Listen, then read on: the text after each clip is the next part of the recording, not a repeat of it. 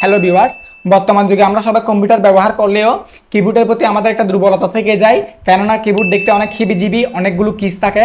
তো দেখবেন যারা প্রফেশনাল তারা বেশিরভাগ কাজ কিবোর্ড দিয়ে করতেছে, কেননা কিবোর্ড দিয়ে খুব দ্রুত গতিতে কাজ করা যায়। তো যাদের কিবোর্ড নিয়ে তেমন ধারণা নেই তারা আজকে ভিডিওটা দেখতে পারেন। এই ভিডিওটা ভালো করে দেখলে আপনাদের কিবোর্ডের একটা বিস্তারিত অভিজ্ঞতা হবে। আমি একদম ম্যানুয়ালি হাতে ধরে ধরে প্রত্যেকটা কিসের কাজ দেখাবো। তো চলুন শুরু করা যাক। বোঝার সুবিধাতে সম্পূর্ণ কিবোর্ডটাকে আমি চারটা অংশে ভাগ করে নিব।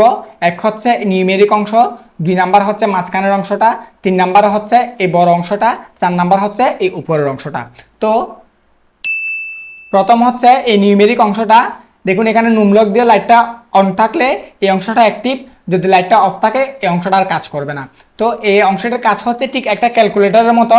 ক্যালকুলেটর যেভাবে যোগ বিয়োগ গুণ ভাগের জন্য কিগুলো ইউজ করা হয়, ঠিক এই কিগুলোর একই কাজ। দেখুন এখানে 1 থেকে 9 পর্যন্ত ডিজিট আছে, এখানে 0 আছে, আর যোগ বিয়োগ গুণ ভাগ এখানে আছে এন্টার ডট। যাদের দ্রুত গতিতে ডিজিট কম্পোজ করতে হয় তারা এই অংশটা ইউজ করতে পারেন। দেখুন এখানে যদি আমি ফিঙ্গার সেট আপ করি, দেখুন 1 2 3 4 5 6 7 8 9 খুব দ্রুত কম্পোজ করা যায়। তো এটা এই অংশের কাজ হচ্ছে এইটুকুই। এবার হচ্ছে মাঝখানের অংশটা। এই অংশে প্রথমে আছে অ্যারো। এই অ্যারোর কাজ হচ্ছে দেখুন উপরে নিচে ডানে বামে, শুধু এইটুকুই। আর গেমসের ক্ষেত্রে দিক নির্দেশনার জন্য এই অ্যারোগুলো ইউজ করা হয়। এরপর হচ্ছে এই 6টা অংশ। এখানে ইনসেটের বিশেষ কোনো কাজ নেই। হোমের কাজ হচ্ছে, ধরুন আমি একটা লাইনের মাঝখানে আছি, যদি আমি হোম কি চাবি দেখুন একদম লাইনের শুরুতে চলে গেছে, আবার যদি এন্ড চাপি লাইনের শেষে চলে গেছে। তো একইভাবে যদি আমরা পেজ ডাউন চাপি, দেখুন পেজ ডাউন চাপলে পেজটা নিচের দিকে স্ক্রল হচ্ছে, পেজ আপ দিলে পেজটা উপরের দিকে স্ক্রল হচ্ছে। মানে পেজ আপ পেজ ডাউনের কাজ হচ্ছে স্ক্রল করা। ব্রাউজারে হয়, দেখুন আমরা যদি ব্রাউজারে পেজ ডাউন চিপি পেজটা নিচের দিকে স্ক্রল হচ্ছে, একইভাবে আপ চিপলে উপরের দিকে স্ক্রল হচ্ছে। আর ডিলেটের কাজ হচ্ছে ডিলেট করা। যেমন ধরুন যদি কিছু ডিলেট করতে হয় জাস্ট সিলেক্ট করে ডিলেট দিলে ডিলেট হয়ে যাবে। ডিলেটের কাজ হচ্ছে এইটুকুই। তো মাঝখানের অংশে গেল। এরপর হচ্ছে এই সবচেয়ে বড় অংশটা, এই অংশটা সবচেয়ে গুরুত্বপূর্ণ। এই অংশটাকে বোঝার জন্য আমরা 3টা অংশে ভাগ করে নিব। প্রথম হচ্ছে উপরের লাইনটা, 2 নাম্বার হচ্ছে এই যে পাশের কিগুলা, 3 নাম্বার হচ্ছে ঠিক এই মাঝখানের কিগুলা। তো এই যে উপরের লাইনটার কাজ হচ্ছে ঠিক এই নিউমেরিক অংশের মতো। এখানে খেয়াল করুন 1 2 3 থেকে 9 0 পর্যন্ত, এবং এখানে যোগ বিয়োগ আছে, একটা ব্যাক স্পেস আছে। প্রফেশনাল কিবোর্ডে কাজের সুবিধার জন্য এই নিউমেরিক অংশটা ব্যবহার করা হয়, ল্যাপটপে কিন্তু শুধু এই অংশটাই থাকে। তো আপনারা এই অংশটা বুঝলে এই অংশটা রেখেই কাজ। এখানে আরও একটা বিকল্প অপশন আছে, দেখুন 1-এর পাশে বিশ্বসূচক আছে, যদি আমরা শিফট চেপে দিই তাহলে বিশ্বসূচক আসতেছে। এরপরে হচ্ছে শিফট চেপে যদি 2 দিই @ আসতেছে, হ্যাশট্যাগ আসতেছে, $সাইন আসতেছে, পার্সেন্টেজ আসতেছে। এভাবে বিকল্প শব্দগুলো ব্যবহার করতে পারি। এটা গেল উপরের লাইন। এরপরে হচ্ছে এই যে পাশের অংশগুলা, এগুলো হচ্ছে সবচেয়ে গুরুত্বপূর্ণ এবং শর্টকাট কমান্ড ইউজ করার জন্য এই কিবোর্ডগুলো সবচেয়ে ব্যবহার করা হয়। আপনারা এই অংশটা খুব ভালো করে মনে রাখবেন, তাহলে কাজের ক্ষেত্রে খুব দ্রুত এগুলো ইউজ করতে পারবেন। তো সবার আগে আসতেছে ট্যাব। ট্যাবের কাজ হচ্ছে আমি একটা টেবিলে যাই, দেখুন এই টেবিলে আসলাম, এখানে যদি আমরা ফার্স্ট সেলের চিপ দিই, এরপরে ট্যাব দিই, দেখুন ট্যাব পরের অংশে চলে যাচ্ছে। মানে ট্যাবের কাজ হচ্ছে নেক্সট নেক্সট নেক্সটে যাওয়া। দেখুন আমরা আমাদের চ্যানেল আসলাম, এখানে যদি আমরা ট্যাব চিপি দেখুন নেক্সট যে অপশনগুলো আছে সেগুলোতে যাচ্ছে। মানে এই ট্যাবের কাজ হচ্ছে নেক্সট যাওয়া। দেখুন নেক্সট এন্টার দিলাম, জাস্ট ওই অংশটা লুট হয়ে গেল। এবার হচ্ছে ক্যাপস লক। ক্যাপস লকের কাজ হচ্ছে দেখুন ক্যাপস লক দিলে লাইটটা অন অফ হচ্ছে। যখন আমরা স্বাভাবিক অবস্থায় কোনো কম্পোজ করে থাকি, দেখুন ASDFGHJKL সবগুলো ওয়ার্ড স্মল লেটার আসতেছে। যদি আমরা ক্যাপস লক ওপেন অন করে লাইটটা অন করে যদি কম্পোজ করে দেখুন ASDF সবগুলো বড় হাতের আসতেছে। মানে ক্যাপস লকের একটা কাজ হচ্ছে বড় হাতে ছোট হাতের বিষয়টাকে কন্ট্রোল করা। এরপরে ক্যাপস লক দিয়ে আরও কিছু শর্টকাট কমান্ড দেওয়া হয়, কিন্তু ক্যাপস লকের মেন কাজ হচ্ছে এটা। এরপর হচ্ছে শিফট। শিফটের মেন কাজ হচ্ছে বিকল্প শব্দগুলো ব্যবহার করা এবং শর্টকাট কমান্ড দেওয়া। দেখুন এখানে এখানে 1 আছে এবং বিশ্বসূচক চিহ্ন আছে, এরপর 2 আছে, @ আছে, 3 হ্যাশট্যাগ। যদি আমি শিফট চিপে 3 দিই তাহলে হ্যাশট্যাগটা চলে আসবে, মানে বিকল্প যে আছে ওয়ার্ডটা ওইটাই আসবে। একইভাবে বাংলা কম্পোজ করার সময়ও আপনি যদি শিফট চিপে এখানে যে চাপেন তাহলে খ আসবে, এমনি নর্মাল চিপলে ক আসবে। এটা হলো শিফটের একটা কাজ। আর একটা হচ্ছে শর্টকাট কমান্ড দেওয়া। যেমন দেখুন কন্ট্রোল শিফট এসকেপ, এটা দিলে আমাদের টাস্ক ম্যানেজারটা ওপেন হয়ে যাচ্ছে, মানে শর্টকাট কমান্ড দিয়ে আমরা টাস্ক ম্যানেজারটা ওপেন করে ফেললাম। এটা ম্যানুয়ালি বের করতে গেলে অনেক সময় লাগতো। তো এই দুটা হচ্ছে শিফটের মেন কাজ।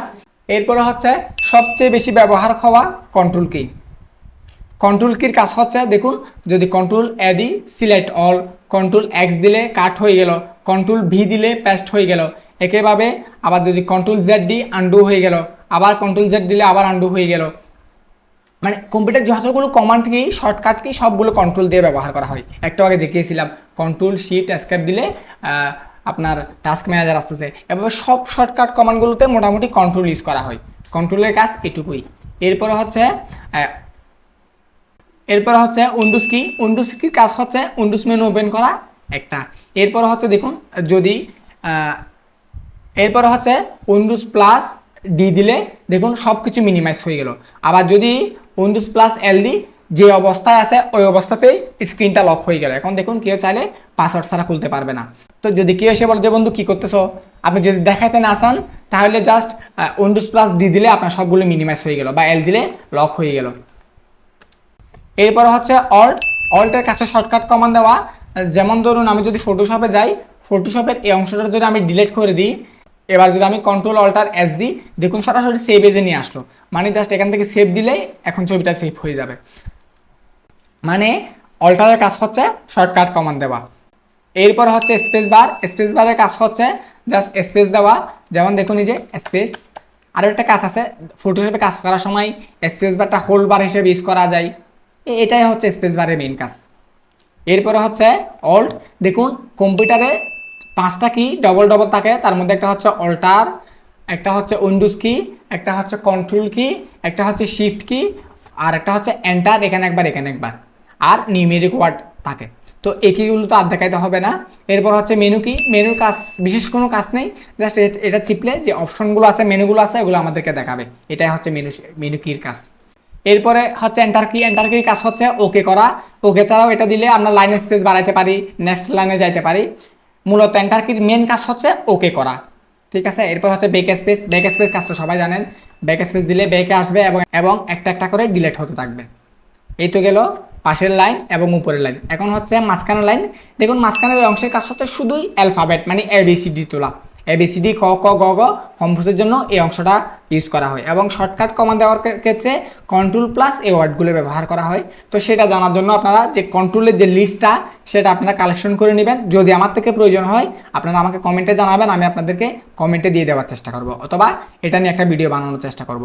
তো যদি এই ভিডিওটা আপনাদের কোনো উপকারে আসে মনে হয়, আপনারা অবশ্যই লাইক এবং সাবস্ক্রাইব করে আমাদের পাশে থাকবেন, যাতে আমরা আরও উৎসাহিত হয়ে ভিডিও বানাতে পারি। তো চলুন পরের অংশে যাই। তো অ্যালফাবেটের পাশাপাশি এখানে কিছু জ্যোতিচিহ্ন আছে। জ্যোতিচিহ্নগুলো দেখুন একটা করে 4টা করে জ্যোতিচিহ্ন আছে। এগুলো শিফট ব্যবহার করে প্রয়োজন ক্ষেত্রে আপনারা একটু প্র্যাকটিস করলে পেরে যাবেন। এরপর হচ্ছে শেষের অংশটা, এই যে এই অংশটা, এগুলো হচ্ছে ফাংশন কি। এখানে সবার আগে আছে এসকেপ। এসকেপের বিশেষ কোনো কাজ নেই, একটা কাজ দেখাতে পারি। যদি আমরা কোনো চ্যানেলে কোনো ভিডিও দেখি, ধরুন আমরা আমাদের চ্যানেল থেকে এই ভিডিওটা দেখতেছি, এখানে যদি আমরা এসকেপ চিপি দেখুন ভিডিওটা ব্যাকে চলে আসলো। মানে এসকেপের কাজ হচ্ছে কোনো একটা ফাংশন থেকে বা সিস্টেম থেকে এক্সিট নেওয়া, এটা এসকেপের মেইন কাজ। এরপর হচ্ছে F1 থেকে F10 পর্যন্ত সবগুলাই বুট করার জন্য ব্যবহার করা হয়। তো তাও কয়েকটা ওয়ার্ডের বিশেষ কিছু কাজ আছে, সেগুলো দেখাচ্ছি। যেমন ধরুন আমরা যদি কোনো একটা ফোল্ডারকে রিনেম করতে চাই, জাস্ট F2 চিপ দিলে রিনেম শুরু হয়ে গেল। এবার আমরা নিজের ইচ্ছে মতো কম্পোজ করতে পারতেছি। তাছাড়া যদি আমরা রিফ্রেশ করতে চাই, দেখুন রিফ্রেশ করলাম, তো যদি আমরা F5 দিই দেখুন ডিসপ্লেটা ব্লিং হচ্ছে, মানে এটা রিফ্রেশ হচ্ছে। মানে আমরা রিফ্রেশের জন্য শর্টকাট কি হিসাবে F5 ইউজ করতে পারি, আর রিনেম করার জন্য শর্টকাট কি F2 ইউজ করতে পারি। বাকিগুলো তেমনই কোনো ইউজ হয় না, সেজন্য আর বলতেছি না। এরপর হচ্ছে প্রিন্ট স্ক্রিন। দেখুন প্রিন্ট স্ক্রিনের একটা সিক্রেট ইউজ, এটা ছাড়া আর কোনো ইউজ হয় না। যদি আমি দিস পিসিতে আসি, দিস পিসি এখান থেকে পিকচার থেকে স্ক্রিনশট, দেখুন উইন্ডোজ প্লাস প্রিন্ট স্ক্রিন দিলে ব্লিঙ্ক হয়েছে, মানে একটা স্ক্রিনশট নিয়ে নিছে। দেখুন আমরা just shortcut command Windows plus print screen দিলেই আমরা স্ক্রিনশট নিতে পারি। এটা হচ্ছে সিক্রেট একটা প্রিন্ট স্ক্রিনের কাজ। এরপর হচ্ছে স্ক্রল লক। স্ক্রল লকের বিশেষ কোনো কাজ নেই। দেখুন স্ক্রল লক দিলে এই অংশটা এই ল্যাপটপ ওপেন হয়েছে, এটা স্ক্রল লক হয়ে যায়, স্ক্রল হয় না আর কি। এটা তেমন কোনো কাজ নেই।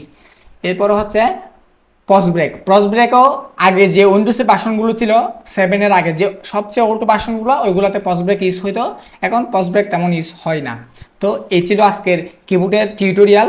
যদি আপনাদের এই ভিডিওতে কোনো কাজে আসে থাকে আপনারা অবশ্যই সাবস্ক্রাইব করে কমেন্ট করে যাবেন, তাহলে আমরা উৎসাহ পাবো। ভালো থাকুন সবাই। আপনারা এটা দেখে দেখে বেশ কয়েকবার প্র্যাকটিস করুন, তাহলে আমি নিশ্চিত করে বলতে পারি আপনাদের সম্পূর্ণ কিবোর্ডটা মুখস্থ হয়ে যাবে।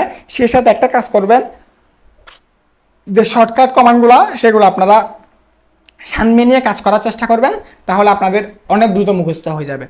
এরপর আমরা আরেকটা ভিডিও আনবো কীভাবে দ্রুত গতিতে কম্পোজ করতে হয়, কীভাবে ফিঙ্গার সেট আপ করতে হয়, এই যে কীভাবে ফিঙ্গারটা এখানে সেট আপ করতে হয় সেটা নিয়ে একটা ভিডিও আনবো।